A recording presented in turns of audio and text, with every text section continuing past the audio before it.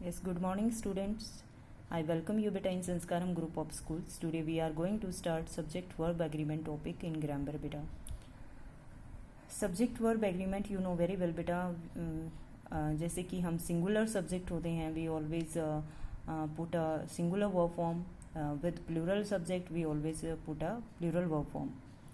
Some conditions are there regarding subject verb agreement. बेटा जो कुछ कंडीशंस हैं कई बार जो है उनको हमें चेंज करना पड़ता है, तो उसके लिए क्या क्या कंडीशंस हैं I will tell you today. तो फर्स्ट जो हमारा पॉइंट है वो हम ले रहे हैं बेटा, टू और more singular subjects join by and जो वर्ड है उसके साथ में दो सिंगुलर सब्जेक्ट हैं उनको ज्वाइन कर दिया जाता है, तो वो हमेशा अपने साथ में प्लूरल वर्ब फॉर्म को यूज़ करवाते हैं या यूज़ करते हैं हम उनके साथ में.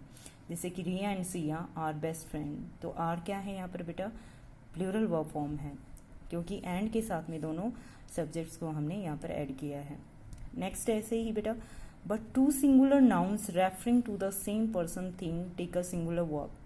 लेकिन जो दो सिंगुलर नाउन हैं और वो एक ही पर्सन या एक ही थिंग की तरफ जो है रेफरिंग कर रहे हैं, उसका इंडिकेट एक ही पर्सन की तरफ होता है या एक ही थिंग की तरफ होता है, तो वो हमेशा अपने साथ में क्या लेती है, सिंगुलर वर्ब फॉर्म लेती है.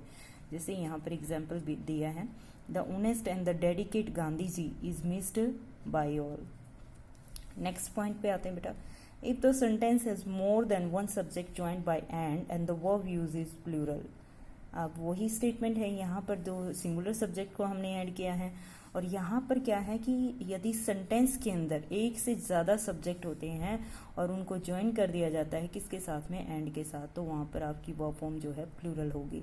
जैसे he and they are excited about the new plan, तो यहाँ पर दो सब्जेक्ट हैं जिनको हमने ऐड किया है बेटा एंड के साथ में, और ये नहीं शो किया गया है इसके अंदर कि भाई सब्जेक्ट सिंगुलर हो या प्लूरल हो. इट डजेंट मैटर, आपके एक से ज़्यादा हों उनको ज्वाइन कर दिया जाए तो उसके साथ भी आप प्लूरल वर्ब फॉर्म का यूज़ करेंगे. उसके बाद आते हैं बेटा नेक्स्ट पॉइंट पे, two subjects expressing a singular idea take a singular verb. जैसे दो सब्जेक्ट हैं और वो एक सिंगुलर आइडिया को एक्सप्रेस कर रहे हैं, तो वो भी अपने साथ में सिंगुलर वर्ब फॉर्म का जो है हम यहाँ पर यूज़ करेंगे. जैसे कि बेटा for example, bread and butter is his favourite dish या डाइट.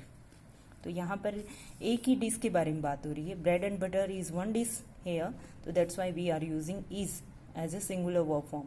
तो इस तरह से बेटा आपको देखना है कि जो हमारा सिंगुलर सब्जेक्ट्स हैं दोनों सिंगुलर नाउन हैं लेकिन एक ही आइडिया की तरफ उनका रेफरिंग है, तो that's why we are using here singular verb form.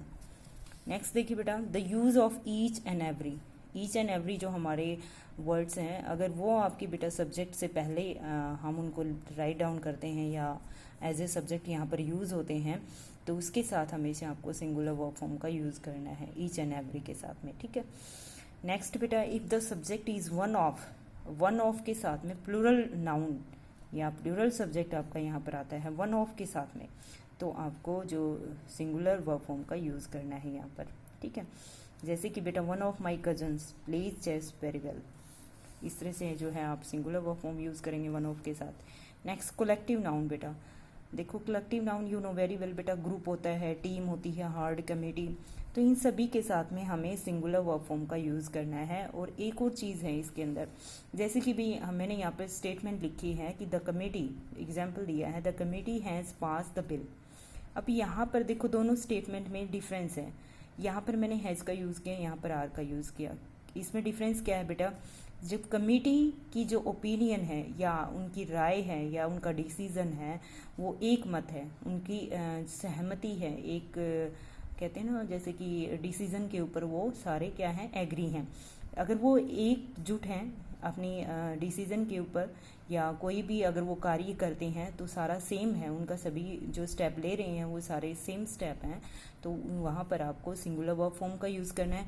अगर कमेटी या ग्रुप या टीम जो है वो अगर सेपरेट है, अगर उस कमेटी या ग्रुप में से कोई दो पर्सन भी अगर वहाँ से डिवाइड हो जाते हैं या सेपरेट हो जाते हैं, तो वहाँ पर आप प्लूरल वर्ब फॉर्म का यूज़ करेंगे, ठीक है. अगर एक है कमेटी तो सिंगुलर आएगी, अगर वो डिवाइड हो जाते हैं तो वहाँ पर आपको प्लूरल वर्ब फॉर्म का यूज़ करना है. ये आपको थोड़ा सा पॉइंट माइंड में रखना है बेटा. नेक्स्ट ऐसे ही कुछ नाउन्स हैं जैसे कि भी न्यूज़ है, फिजिक्स है, फर्नीचर, मीजल्स, ये आपको दिख रहा होगा बेटा कि यहाँ पर एस जो है सभी के लास्ट में है।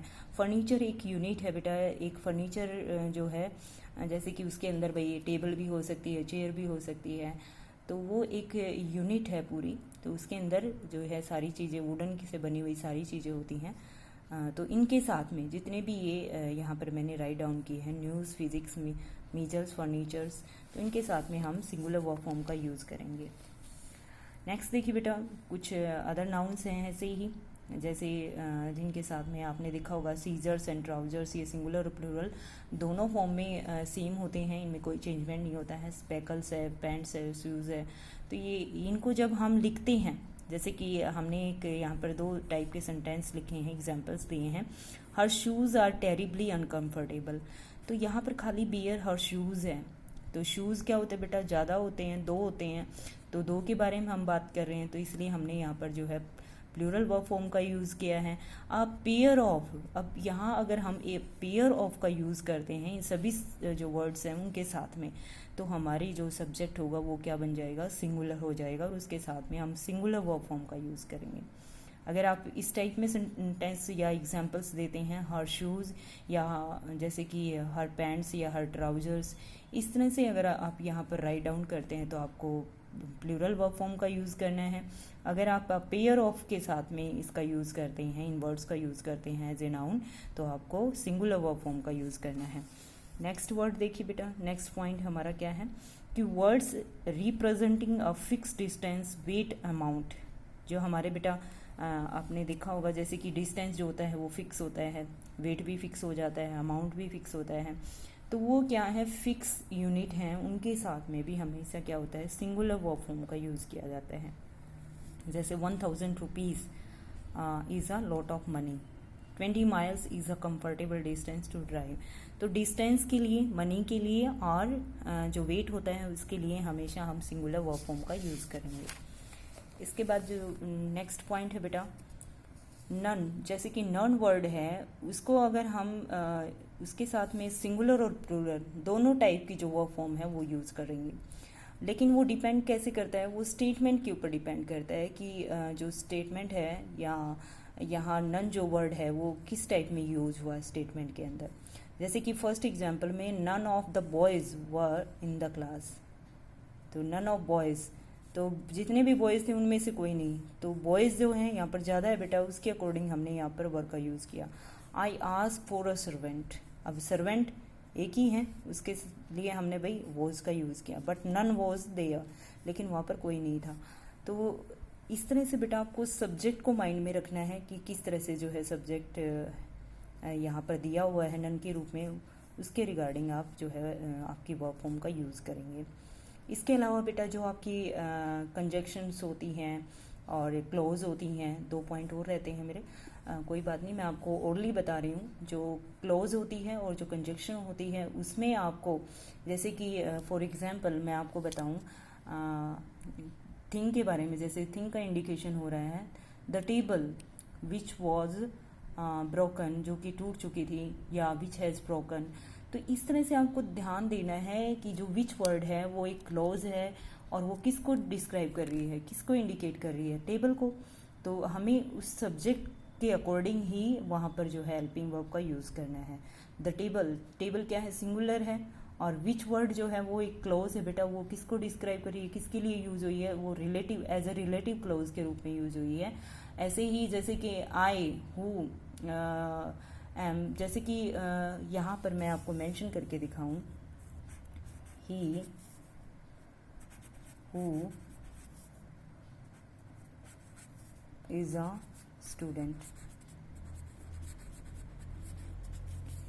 Study in my school, is a student, study in my school.